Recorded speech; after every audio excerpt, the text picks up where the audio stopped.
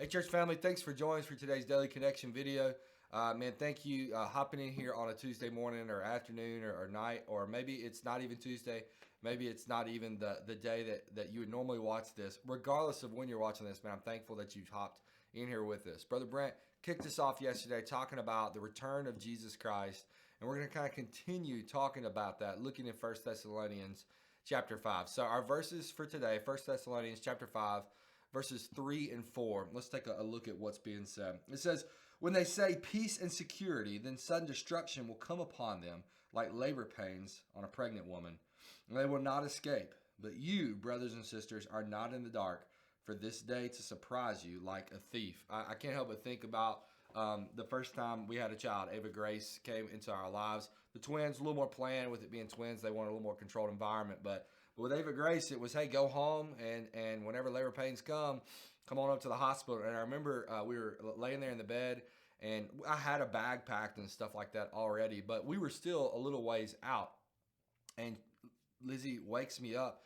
She's like, "Hey, I think I'm in labor." And I'm like, "Oh, man, we got to go. Like, let's get going, you know." I'm grabbing the bag. "Hey, you want something for breakfast? Do we have time for breakfast?" I was kind of excited because I knew I was going to get to drive like 100 miles an hour down the road. And man, my wife, being the cool, calm character that she is, just like, "Hey, no, relax. You're being ridiculous. Let's hang out. Let's clean the house. Let's do dishes. We can cook a breakfast, maybe watch a movie." And I'm like, "Are you kidding me? No, let's get to the hospital right now." But no, Lizzie, man, she knew what was going on in her life. And while I was scared to death, and it seemed like it was coming out of nowhere to me, Lizzie knew what was going on, and she held off and had a wonderful or a very easy delivery because she did wait until kind of the last minute to go to the hospital.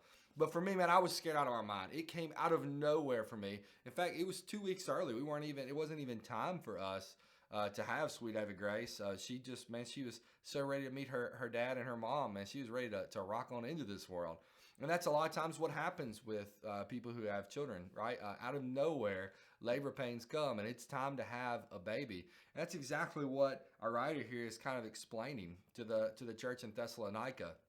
That there are people in the world today who are not concerned with Jesus or the fact that he's returning. Maybe they believe he's going to return. Maybe they don't. And they're just saying, "Hey, man, peace, security. Hey, everything's fine. You have nothing to worry about." And what the writer is saying is, hey, you say that right now, but the thief it's going to be like a thief in the night. It's going to come out of nowhere. One day Jesus is going to show up and he's going to return to bring his people to himself, and at that point it'll be too late. And so he says, "Hey, but you, these people who are believers, you're not like that, right? You are prepared. You know that Christ is coming, and you're concerned with what Christ has called you to be and what Christ has called you to do. And so you live as if Christ is going to return. You live with that concern. You live by making decisions that are going to be glorifying to the Lord, because you know your time here is limited, whether that be because we go to see him or he comes and gets us."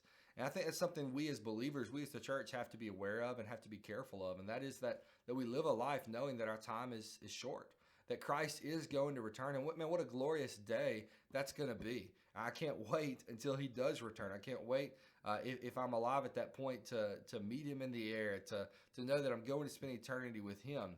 But if we really are that excited, we need to live like that is true.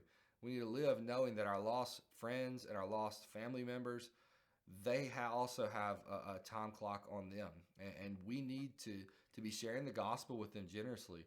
We need to be living lives that are holy, that are set apart for the King, so that we can be a part of growing the kingdom. So our author gives a couple of questions here in our devotional that he wants us to look at. The first one says, "Are you sometimes tempted to become so comfortable that you forget to live as if Jesus is coming back?" I don't know your answer to that question, but why? Why do you get tempted to live that comfortably?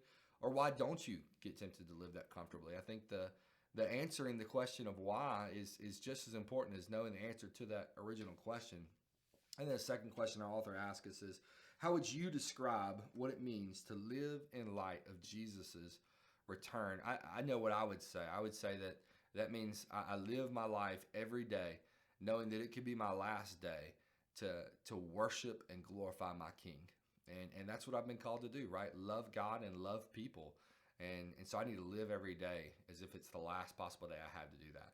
Church family, I hope that you can answer that question for yourself. What does that look like in your own life? I hope that you are currently living a life as if it could be your last.